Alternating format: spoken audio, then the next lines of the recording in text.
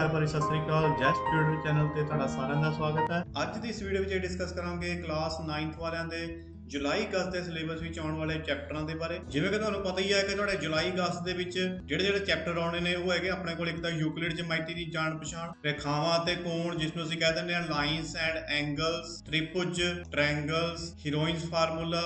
ਇਹ ਚਾਰ ਚੈਪਟਰ ਜਿਹੜੇ ਨੇ ਤੁਹਾਨੂੰ ਜੁਲਾਈ ਅਗਸਤ ਦੇ ਵਿੱਚ ਦੇਖਣ ਨੂੰ ਮਿਲਣਗੇ। ਸੋ ਸਭ ਤੋਂ ਪਹਿਲਾਂ ਸਟਾਰਟ ਕਰਾਂਗੇ ਅਸੀਂ ਆਪਣੇ ਕੋਲ ਲਾਈਨਸ ਐਂਡ ਐਂਗਲ, ਰੇਖਾਵਾਂ ਤੇ ਕੋਣ ਵਾਲਾ ਚੈਪਟਰ। ਬਹੁਤ ਹੀ ਈਜ਼ੀ ਤਰੀਕੇ ਦੇ ਨਾਲ ਮੈਂ ਤੁਹਾਨੂੰ ਇੱਥੇ ਸਮਝਾ ਰਿਹਾ। ਤੁਹਾਨੂੰ ਇਸ ਨੂੰ ਤਿਆਰ ਕਰਨ ਦੇ ਲਈ ਜ਼ਿਆਦਾ ਐਫਰਟ ਕਰਨ ਦੀ ਲੋੜ ਨਹੀਂ ਪੈਣੀ। ਸਿਰਫ ਇੱਕ ਜਾਂ ਦੋ ਵੀਡੀਓ ਦੇ ਵਿੱਚ ਹੀ ਤੁਹਾਡੀ ਇਹਦੀ ਮੈਂ ਚੰਗੀ ਤਰ੍ਹਾਂ ਤਿਆਰੀ ਕਰਵਾ ਦੇਣੀ ਹੈ, ਕਿਉਂਕਿ ਇਹ ਮੇਨ ਚੈਪਟਰ ਹੁੰਦਾ। ਇਹਦੇ ਵਿੱਚੋਂ ਕੁਐਸਚਨ ਬਹੁਤ ਆਉਂਦੇ ਆ ਐਂਡ ਹੀਰੋਇਨ ਫਾਰਮੂਲੇ ਦੇ ਵਿੱਚੋਂ ਆਉਂਦੇ ਆ। ਬਾਕੀ ਚੈਪਟਰ ਤਾਂ ਅਸੀਂ ਟ੍ਰਾਇੰਗਲ ਐਂਡ ਯੂਕਲਿਡ ਵਾਲਾ ਵੀ ਆਪਾਂ ਜ਼ਰੂਰ ਕਰਾਂਗੇ, ਪਰ ਸਭ ਤੋਂ ਪਹਿਲਾਂ ਅਸੀਂ ਕਰਾਂਗੇ ਇੰਪੋਰਟੈਂਟ ਜਿਹੜੇ ਦੋ ਚੈਪਟਰ ਅਸੀਂ ਇਸ ਨੂੰ ਤਿਆਰ ਕਰਾਂਗੇ। ਸੋ ਚਲੋ ਜੀ ਫਿਰ ਸਟਾਰਟ ਕਰਦੇ ਹਾਂ ਅੱਜ ਦੀ ਵੀਡੀਓ। ਸੋ ਚੈਪਟਰ 6 ਨੂੰ ਸਟਾਰਟ ਕਰਨ ਤੋਂ ਪਹਿਲਾਂ ਆਪਾਂ ਇਹਦੀ ਥੋੜੀ ਜੀ ਇੰਟਰੋ ਜਿਹੜੀ ਆ ਆਪਾਂ ਜ਼ਰੂਰ ਕਰਦੇ ਹਾਂ, ਕਿਉਂਕਿ ਜਦ ਤੱਕ ਤੁਸੀਂ ਇਹਦਾ ਜਿਹੜਾ ਬੇਸਿਕ ਆ ਉਹ ਨਹੀਂ ਸਮਝਿਆ ਉਦੋਂ ਤੱਕ ਤੁਸੀਂ ਇਸ ਚੈਪਟਰ ਨੂੰ ਜਿਹੜਾ ਚੰਗੀ ਤਰ੍ਹਾਂ ਆਪਣੇ ਮਾਈਂਡ ਦੇ ਵਿੱਚ ਨਹੀਂ ਕਲੀਅਰ ਕਰ ਸਕਦੇ। ਸੋ ਸਭ ਤੋਂ ਪਹਿਲਾਂ ਮੈਂ ਤੁਹਾਨੂੰ ਇਹਦਾ ਬੇਸਿਕ ਜਿਹੜਾ ਤਿਆਰ ਕਰਵਾਉਣਾ, ਤੁਸੀਂ ਬੇਸਿਕ ਸਿੱਖ ਲਓ। ਉਸ ਤੋਂ ਬਾਅਦ ਨਾਲ ਦੀ ਨਾਲ ਤੁਸੀਂ ਜਿਹੜਾ ਕੁਐਸਚਨ ਤੁਹਾਨੂੰ ਮੈਂ ਕਰਵਾਉਂਗਾ ਫਿਰ ਤੁਹਾਨੂੰ ਈਜ਼ੀਲੀ ਜਿਹੜਾ ਉਹ ਸਮਝ ਆਉਂਦਾ ਜਾਊ। ਸੋ ਪਹਿਲਾਂ ਲਿਖਿਆ ਜੀ ਆਪਾਂ ਇੱਥੇ ਲਾਈਨਸ ਕੀ ਹੁੰਦੀਆਂ? ਇਹ ਸਿੰਪਲ ਜਿਹੜੀਆਂ ਆਪਾਂ ਲਾਈਨ ਜਿਹੜੀਆਂ ਵੱਜੀਆਂ ਹੋਈਆਂ ਇਹਨੂੰ ਆਪਾਂ ਕਹਿੰਦੇ ਨੇ ਲਾਈਨਸ। ਸੈਕਿੰਡ ਨੰਬਰ ਤੇ ਹੈਗਾ ਆਪਣੇ ਕੋਲ ਇੰਟਰਸੈਕਟਿੰਗ ਲਾਈਨ, ਜਿਸ ਨੂੰ ਅਸੀਂ ਪੰਜਾਬੀ ਚ ਕਹਿ ਦਿੰਦੇ ਆ ਕਾਟਵੀਆਂ ਰੇਖਾਵਾਂ। ਸੋ ਇਹ ਹੁੰਦੀ ਆਪਣੇ ਕੋਲ, ਦੇਖੋ ਜੀ ਕਾਟਵੀ ਰੇਖਾਵਾਂ, ਇਹ ਕਾਟਵੀ ਹੈ, ਕੱਟੀ ਹੋਈ ਆ, ਇਹਨੂੰ ਕਹਿੰਦੇ ਨੇ ਆਪਾਂ ਕਾਟਵੀਆਂ ਯਾਨੀ ਇੰਟਰਸੈਕਟਿੰਗ ਲਾਈਨਸ। ਨੈਕਸਟ ਆਪਣੇ ਕੋਲ ਪੈਰਲਲ ਲਾਈਨਸ, ਜਿਸ ਨੂੰ ਪੰਜਾਬੀ ਵਿੱਚ ਕਹਿ ਦਿੰਦੇ ਆਪਾਂ ਸਮਾਨਾਂਤਰ ਰੇਖਾਵਾਂ। ਸੋ ਇਹ ਹੁੰਦੀਆਂ ਸਮਾਨਾਂਤਰ ਰੇਖਾਵਾਂ, ਵੀ ਮਤਲਬ ਕਿ ਦੋ ਲਾਈਨਾਂ ਦੇ ਵਿੱਚ ਜਿਹੜਾ ਡਿਫਰੈਂਸ ਹੈ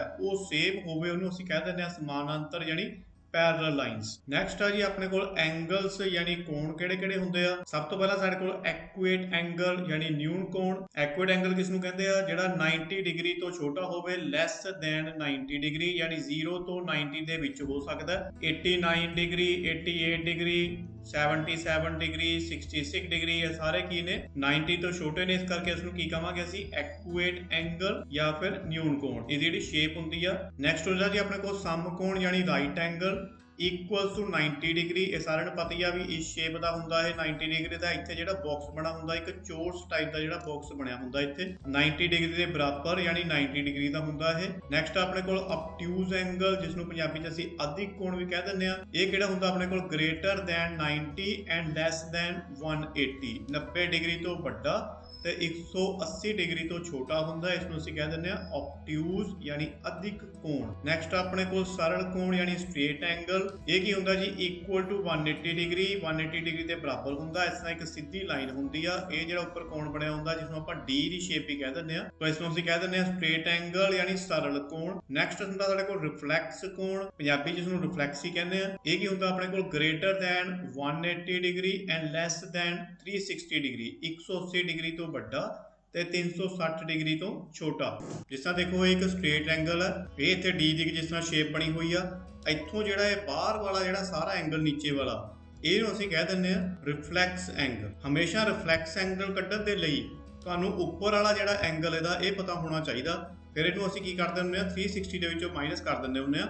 ਇਹ ਜਿਸ ਤਰ੍ਹਾਂ ਕਿ ਕੁਐਸਚਨ ਆਉਣਗੇ ਤੁਹਾਨੂੰ ਫਿਰ ਮੈਂ ਉਹਦੇ ਚੰਗੀ ਤਰ੍ਹਾਂ ਸਮਝਾਵਾਂਗਾ। ਨੈਕਸਟ ਹੁੰਦਾ ਜੀ ਦੇਖੋ ਆਪਣੇ ਕੋਲ ਪੇਅਰ ਆਫ ਐਂਗਲਸ। ਇਹਦੇ 'ਚ ਕੀ ਹੁੰਦਾ? ਸਭ ਤੋਂ ਪਹਿਲਾਂ ਇੱਕ ਕੰਪਲੀਮੈਂਟਰੀ ਐਂਗਲ, ਜਿਸ ਨੂੰ ਅਸੀਂ ਕਹਿ ਦਿੰਦੇ ਆ ਪੂਰਕ ਕੋਣ। ਐਂਗਲ ਆਫ ਦਾ ਟੂ ਸਮ 90 ਡਿਗਰੀ, ਕਹਿੰਦੇ ਦੋ ਐਂਗਲ ਦਾ ਸਮ ਮਿਲਾ ਕੇ 90 ਡਿਗਰੀ ਬਣ ਜੇ ਤਾਂ ਉਹਨੂੰ ਅਸੀਂ ਕਹਿ ਦਿੰਦੇ ਆ ਕੰਪਲੀਮੈਂਟਰੀ ਐਂਗਲ। ਜਿਵੇਂ ਆ ਦੇਖੋ 50 40 ਦਾ ਹੋ ਗਿਆ, ਠੀਕ ਹੈ, 60 30 ਦਾ ਹੋ ਗਿਆ, ਕੁਝ ਵੀ ਹੋ ਸਕਦਾ, ਬਸ 30 60 ਦਾ ਹੋ ਗਿਆ, 45 45 ਦਾ ਹੋ ਗਿਆ, ਕੁਝ ਵੀ ਹੋ ਸਕਦਾ। ਬਸ ਦੋਨਾਂ ਨੂੰ ਪਲੱਸ ਕਰਕੇ ਜਿਹੜਾ ਐਂਗਲ ਆਪਣੇ ਕੋਲੋਂ 90 ਡਿਗਰੀ ਬਣਨਾ ਚਾਹੀਦਾ, ਉਹਨੂੰ ਅਸੀਂ ਕਹਿ ਦਿੰਦੇ ਆ ਕੰਪਲੀਮੈਂਟਰੀ ਐਂਗਲ ਜਾਂ ਪੂਰਕ ਕੋਣ। ਨੈਕਸਟ ਹੁੰਦਾ ਆਪਣੇ ਕੋਲ ਸਪਲੀਮੈਂਟਰੀ ਐਂਗਲ ਯਾਨੀ ਸੰਪੂਰਕ ਕੋਣ। Sum of two angles is equal to 180 degree. ਦੋ ਐਂਗਲ ਦਾ ਸਮ ਪਲੱਸ ਕਰਕੇ ਕਿੰਨਾ ਹੁੰਦਾ ਆਪਣੇ ਕੋਲ? 180 ਡਿਗਰੀ ਹੋ ਜਾਏ। ਜਿਵੇਂ ਇੱਥੇ ਮੈਂ ਦਿਖਾਇਆ ਹੋਇਆ 110 ਡਿਗਰੀ ਐਂਡ 70 ਡਿਗਰੀ, ਇਹਦੀ ਜਗ੍ਹਾ ਤੇ ਕੁਝ ਵੀ ਹੋ ਸਕਦਾ। 120 ਪਲੱਸ 60 ਇਹ ਵੀ ਹੋ ਸਕਦਾ। ਸੋ ਕੋਈ ਵੀ ਇੱਥੇ ਡਿਜਿਟ ਹੋ ਸਕਦੇ ਆ, ਪਰ ਦੋਨਾਂ ਨੂੰ ਪਲੱਸ ਕਰਕੇ ਜੇ ਬਣ ਜਾਏ ਆਪਣੇ ਕੋਲ 180 ਡਿਗਰੀ ਤਾਂ ਉਸਨੂੰ ਅਸੀਂ ਕਹਿ ਦਿੰਦੇ ਆ ਸਪਲੀਮੈਂਟਰੀ ਐਂਗਲ ਜਾਂ ਸੰਪੂਰਕ ਕੋਣ। ਨੈਕਸਟ ਹੁੰਦਾ ਜੀ ਆਪਣੇ ਕੋਲ ਐਡਜਸਟੈਂਟ ਐਂਗਲ, ਜਿਸ ਨੂੰ ਅਸੀਂ ਕਹਿ ਦਿੰਦੇ ਆ ਨੇਬਰ ਐਂਗਲ, ਪੰਜਾਬੀ ਚ ਕਹਿ ਦਿੰਦੇ ਆ ਲਾਗਵੇਂ ਕੋਣ। ਵੀ ਇਹ ਘਰ ਜਿਹੜਾ ਸਾਡੇ ਲਾਗ ਹੈ, ਜਾਂ ਅਸੀਂ ਕਹਿ ਦਿੰਦੇ ਆ ਇਸ ਨੂੰ ਪੜੋਸੀ ਐਂਗਲ, ਵੀ ਇਹ ਸਾਡਾ ਪੜੋਸੀ ਹੈ। ਜਿਵੇਂ ਇੱਥੇ ਮੈਂ ਪਿਕਚਰ ਤੇ ਦਿਖਾਇਆ ਹੋਇਆ ਦੇਖੋ Z ਐਂਡ Y ਐਡਜਸਟੈਂਟ ਐਂਗਲ। ਇਹ ਦੇਖੋ ਇਹ Z ਹੈ, ਇਹ ਹੈਗਾ ਆਪਣੇ ਕੋਲ Y। ਇਹ ਕੀ ਨੇ? ਇੱਕ ਦੂਜੇ ਦੇ ਇੱਥੇ ਪੜੋਸੀ ਨੇ, ਨੇਬਰ ਨੇ।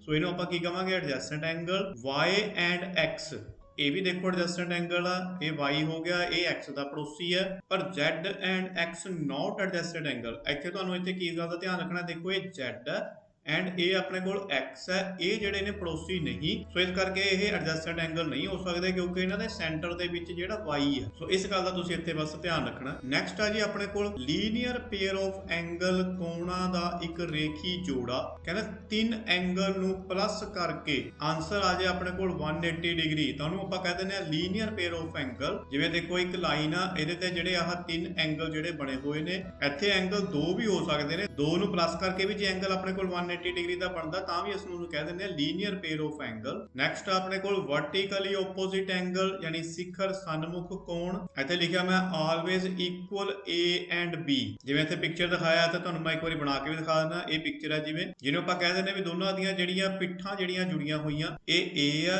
ਇਹ B ਆ, ਔਰ ਇਧਰਲੇ ਪਾਸੇ ਸੱਜੇ ਪਾਸੇ ਦੇਖੋ ਇਹ ਕੀ ਆ ਆਪਣੇ ਕੋਲ, ਇਹ D ਬਣ ਗਿਆ, ਇਹ ਆਪਣੇ ਕੋਲ ਮੰਨ ਲਓ C ਬਣ ਗਿਆ। ਇਹਨਾਂ ਦੀ ਜਿਹੜੀਆਂ ਆਪਣੀਆਂ ਪਿੱਠਾਂ ਜਿਹੜੀਆਂ ਇੱਥੇ ਜੁੜੀਆਂ ਹੋਈਆਂ ਇਸ ਪੁਆਇੰਟ ਤੇ ਆ ਕੇ, ਇਹਦਾ ਫੇਸ ਜਿਹੜਾ D ਦਾ ਰਾਈਟ ਸਾਈਡ ਆ, ਇਹਦਾ ਲੈਫਟ ਸਾਈਡ ਆ, A ਦਾ ਉੱਪਰ ਨੂੰ ਮੂੰਹ ਆ, B ਦਾ ਨੀਚੇ ਨੂੰ ਮੂੰਹ ਆ, ਪਰ ਦੋਨਾਂ ਦੀ ਜਿਹੜੀ ਪਿੱਠਾਂ ਇਸ ਪੁਆਇੰਟ ਤੇ ਆ ਕੇ ਆਪਣੇ ਕੋਲ ਜੁੜੀਆਂ ਹੋਈਆਂ। ਸੋ ਇਹਨੂੰ ਅਸੀਂ ਕਹਿ ਦਿੰਦੇ ਹਾਂ vertically opposite angle always equal A and B। ਇਹ ਕੀ ਹੁੰਦਾ, ਹਮੇਸ਼ਾ ਕੀ ਹੁੰਦਾ, A ਐਂਡ ਜਿਹੜੇ B ਨੇ ਦੋਨੋਂ ਬਰਾਬਰ ਹੁੰਦੇ ਨੇ। ਜੇ A ਜੇ 50 ਡਿਗਰੀ ਦਾ ਮੰਨਿਆ ਜਾਊਗਾ ਤਾਂ ਫਿਰ B ਵੀ ਜਿਹੜਾ 50 ਡਿਗਰੀ ਦਾ ਹੀ ਮੰਨਿਆ ਜਾਊ। ਇਸੇ ਤਰੀਕੇ ਨਾਲ ਜੇ ਇੱਥੇ C ਦੀ ਵੈਲਿਊ ਜਿਹੜੀ ਹੈ 40 ਡਿਗਰੀ ਹੈ ਤਾਂ ਫਿਰ D ਦੀ ਵੈਲਿਊ ਵੀ 40 ਹੀ ਮੰਨੀ ਜਾਊ। ਨੈਕਸਟ ਆ ਜੀ ਆਪਣੇ ਕੋਲ ਸੰਗਤ ਕੋਣ, ਕੋਰਸਪੋਂਡਿੰਗ ਐਂਗਲ। ਇਹਦੇ ਵਿੱਚ ਕੀ ਹੁੰਦਾ, ਦੇਖੋ angle 1 and angle 5 corresponding angle. ਹੁਣ ਦੇਖੋ ਇਹ ਹੈਗਾ ਆਪਣੇ ਕੋਲ ਐਂਗਲ 1, ਇਹ ਹੈਗਾ ਆਪਣੇ ਕੋਲ angle 5।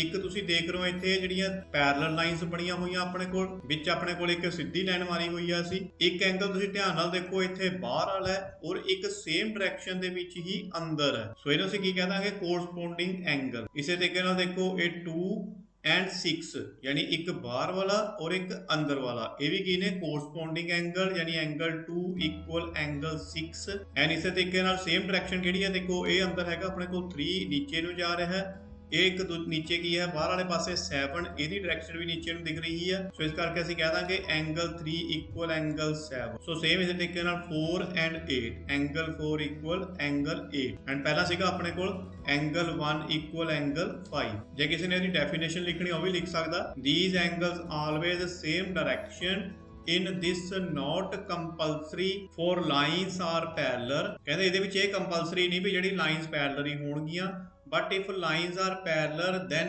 corresponding angle always equal। ਪਰ ਕਹਿੰਦੇ ਜੇ ਲਾਈਨਾਂ ਪੈਰਲਲ ਹੁੰਦੀਆਂ ਨੇ ਤਾਂ ਜਿਹੜੇ ਕੋਰਸਪੋਂਡਿੰਗ ਐਂਗਲ ਹੁੰਦੇ ਨੇ ਉਹ ਹਮੇਸ਼ਾ ਇਕੁਅਲ ਹੋ ਜਾਂਦੇ ਨੇ। But if lines do not parallel then angles are not equal। ਪਰ ਕਹਿੰਦੇ ਜੇ ਲਾਈਨ ਜਿਹੜੀਆਂ ਪੈਰਲਲ ਨਹੀਂ ਹੁੰਦੀਆਂ ਤਾਂ ਫਿਰ ਐਂਗਲ ਵੀ ਜਿਹੜੇ ਬਰਾਬਰ ਨਹੀਂ ਮੰਨੇ ਜਾਣਗੇ।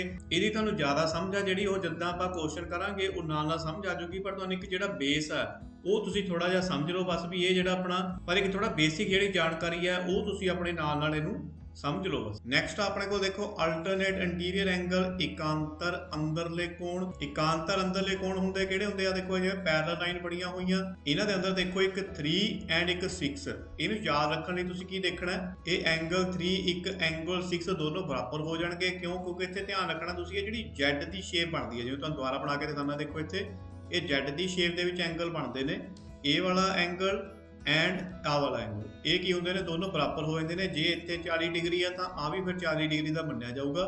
ਅਸੀਂ ਇਹਦਾ ਰੀਜ਼ਨ ਦੇ ਦਿੰਦੇ ਹੁੰਦੇ ਆ ਵੀ ਅਲਟਰਨੇਟ ਇੰਟੀਰੀਅਰ ਐਂਗਲ। ਇਸੇ ਤਰੀਕੇ ਨਾਲ ਇੱਧਰ 4 ਐਂਡ ਇੱਧਰ 7, ਇਹ ਕੀ ਬਣਦਾ ਸਾਡੇ ਕੋਲ, ਪੁੱਠਾ Z ਬਣਦਾ ਇਸ ਤਰੀਕੇ ਨਾਲ। ਇਹ ਰਾਈਟ ਸਾਈਡ ਵਾਲਾ ਐਂਡ ਇਹ ਵਾਲਾ ਜਿਹੜਾ ਕੋਣ ਹੈ ਦੋਨੋਂ ਕੀ ਹੁੰਦੇ ਨੇ, ਬਰਾਬਰ ਹੋ ਜਾਂਦੇ ਨੇ। ਇੱਥੇ ਮੈਂ ਲਿਖਿਆ ਵੀ ਹੋਇਆ ਦੇਖੋ these angles always opposite direction। ਇਹ ਕੀ ਹੋਊਗਾ, opposite direction ਦੇ ਵਿੱਚ ਹੋਣਗੇ ਹਮੇਸ਼ਾ। ਨੈਕਸਟ ਆਪਣੇ ਕੋਲ alternate exterior angle। alternate exterior angle ਕਿਹੜੇ ਹੋਣਗੇ, ਇੱਕ ਜਿਸ ਤਰ੍ਹਾਂ ਇਹ ਐਂਗਲ ਮੰਨ ਲਓ, ਇਹ ਵਾਲਾ ਐਂਗਲ 8 ਮੰਨ ਲਓ ਬਣਿਆ, ਦੇਖੋ ਇੱਥੇ ਵੀ Z ਹੀ ਹੋਇਆ ਪਰ ਕੀ ਆ ਇਹ ਬਾਹਰ ਹੋ ਗਿਆ। ਸੋ ਐਂਗਲ 1 ਇਕੁਅਲ ਐਂਗਲ 8 ਮੰਨਿਆ ਜਾਊਗਾ। ਇਸੇ ਤਰੀਕੇ ਨਾਲ ਐਂਗਲ 2 ਐਂਡ ਇੱਥੇ ਐਂਗਲ 7, ਇਹਨੂੰ ਆਪਾਂ ਕਹਿ ਦਿੰਦੇ ਆ ਅਲਟਰਨੇਟ ਐਕਸਟੀਰੀਅਰ ਐਂਗਲ, ਇਕਾਂਤਰ ਬਾਹਰਲੇ ਕੋਣ। ਸੋ ਇਸੇ ਤਰੀਕੇ ਨਾਲ ਕੋ ਇੰਟੀਰੀਅਰ ਐਂਗਲ, ਸਹਿ ਅੰਦਰਲੇ ਕੋਣ। ਇਹਦੇ ਵਿੱਚ ਕਿਹੜੇ ਹੁੰਦੇ ਨੇ, ਦੇਖੋ ਜਿਵੇਂ ਐਂਗਲ 3 ਐਂਡ ਐਂਗਲ 5, ਇਹ ਦੋਨੋਂ ਜਿਹੜੇ ਐਂਗਲ ਨੇ ਦੋਨੋਂ ਹੀ ਅੰਦਰ ਨੇ। ਸੋ ਇਹਨਾਂ ਨੂੰ ਕਹਿ ਦਿੰਦੇ ਆ ਅਸੀਂ ਕੋ ਇੰਟੀਰੀਅਰ ਐਂਗਲ ਯਾਨੀ ਸਹਿ ਅੰਦਰਲੇ ਕੋਣ। ਇਸੇ ਤਰੀਕੇ ਨਾਲ ਵਾਲੀ ਸਾਈਡ 'ਚ ਕੀ ਹੈਗਾ 4 ਐਂਡ 6 ਇਹ ਦੋਨੋਂ ਜਿਹੜੇ ਨੇ ਇਕੁਅਲ ਮੰਨੇ ਜਾਣਗੇ angle 3 equal angle 5 angle 4 equal angle 6 ਸੋ ਇਹ ਸੀ ਜੀ ਤੁਹਾਡਾ ਥੋੜਾ ਜਿਹਾ ਬੇਸਿਕ ਜਿਹੜੀ ਇਹਦੀ ਜਾਣਕਾਰੀ ਚੈਪਟਰ ਬਾਰੇ। ਨੈਕਸਟ ਵੀਡੀਓ ਵਿੱਚ ਸਟਾਰਟ ਕਰਾਂਗੇ ਇਸ ਚੈਪਟਰ ਦੇ ਕੁਐਸਚਨ ਆਨਸਰ। ਸੋ ਜੁੜੇ ਰਹੋ ਜੀ ਫਿਰ ਜੈਸਟਰ ਦੇ ਨਾਲ, ਮਿਲਦੇ ਹਾਂ ਨੈਕਸਟ ਵੀਡੀਓ ਦੇ ਵਿੱਚ। Thank you very much.